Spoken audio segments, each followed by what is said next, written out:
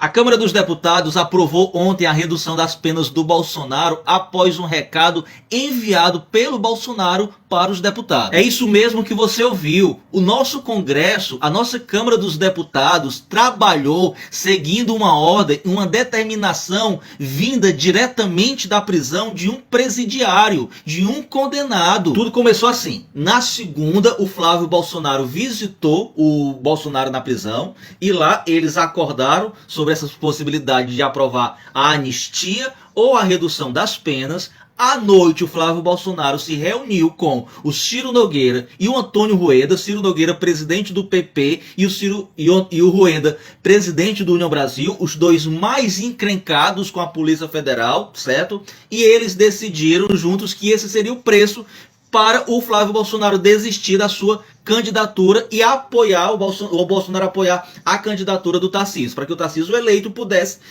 estancar essa sangria, pudesse parar essas investigações, que se não forem paradas, mais cedo ou mais tarde vai pegar esses dois. São 3 a 4 investigações que esses dois podem serem pegos: investigação sobre desvio de emendas, investigação sobre o Banco Master, investigação sobre da Operação Carbono Oculto, com a questão dos postos de combustível e a facção, e a investigação também da Refis. E aí o Antônio Rueda e o Ciro Nogueira ligaram para o Hugo Mota e mandaram ele colocar em votação a redução das penas. E aí, na quarta-feira, a Michelle Bolsonaro visitou o Bolsonaro e o Bolsonaro deu a palavra final e disse para a Michelle repassar para todos os deputados do PL que esquecessem por enquanto a anistia ampla e que ele se contentaria por enquanto apenas com a redução das penas. E que todos votassem. É tanto que o PL praticamente todos votaram, apenas um deputado não votou. É uma vergonha muito grande, meus amigos. O nosso Congresso está sendo comandado por bandidos que estão trabalhando para tirar outros bandidos da cadeia. Esse texto da redução das penas, feito pelo Paulinho da Força,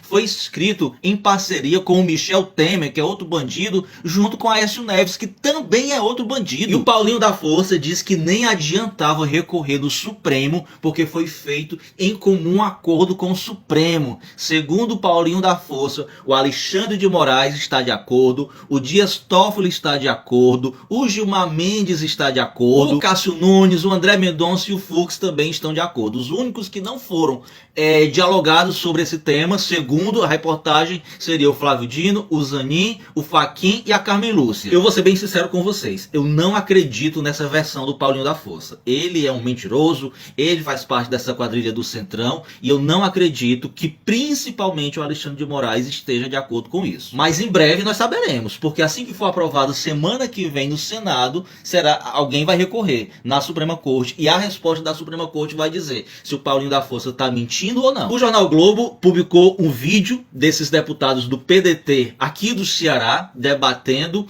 O PDT foi um dos partidos onde a maioria votou contra essa redução das penas, tá? Mas eles estavam debatendo, dialogando, dizendo que essa revolta do Centrão em colocar essa pauta bomba para o governo foi porque o governo não está pagando as emendas em dia, está com muitas emendas atrasadas para pagar. Ou seja, nós temos um Congresso comandado por bandidos que estão roubando o orçamento público, que é responsabilidade do governo federal para administrar e que eles estão obrigando, através dessas medidas impositivas do governo, repassar essas emendas para ele. Integrantes do governo Lula, incluindo a ministra Gleice Hoffmann, já afirmaram que o presidente Lula irá vetar de maneira integral essa redução das penas, tá? Lembrando que mesmo que o presidente Lula vete, o Congresso pode derrubar os vetos dele. Sobre aquela cena grotesca de violência e de autoritarismo ontem ocorrido na Câmara, sobre ordens do Hugo Mota, o chefe da Polícia Legislativa, que agrediu jornalistas, ele desmentiu o Hugo Mota e disse que a ordem para expulsar os jornalistas de lá partiu do Hugo Mota. Assim também como a ordem para tirar à força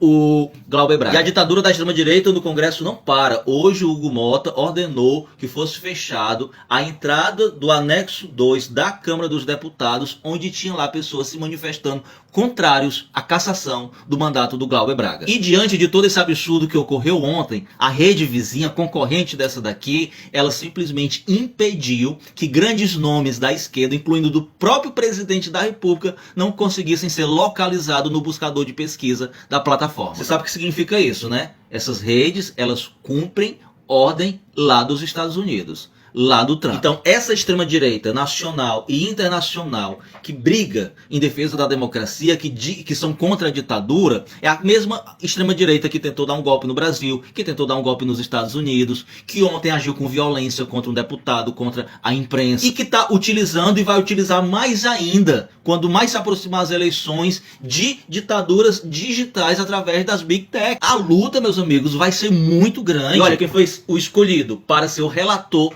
da redução da pena lá no Senado: o Esperidião Amin, o senador bolsonarista doente. Lembrando que o Davi Alcolumbre já queria votar hoje mesmo lá no Senado, e graças à articulação de senadores do governo Lula, ele não conseguiu levar para votação. Primeiro vai passar pela CCJ, pela comissão de debate, e não ser votado direto no plenário, como foi ontem na Câmara dos Deputados. E o Senado iria votar hoje também a lei de impeachment, que pode prejudicar os ministros do STF e o presidente da República, e foi adiado após receber sugestões de alterações dos deputados, dos senadores da oposição, do Ministério Público Federal e até de militares. Eu te pergunto, o que é que os militares querem se envolvendo em algo que não diz respeito a eles, que é a lei de impeachment de ministros do STF e do presidente da República? Conseguem perceber o perigo de não penalizar esses militares todos envolvidos? A próxima tentativa de golpe deles não vai ser como essa de 2022, não. Ela vai ser muito bem sucedida, porque agora eles vão ter apoio do Trump. E o Gilmar Mendes se acovardou e voltou atrás na decisão dele de que só a Procuradoria-Geral da República poderia dar entrada em pedido de impeachment do STF. Porém, ele retirou essa ordem, essa decisão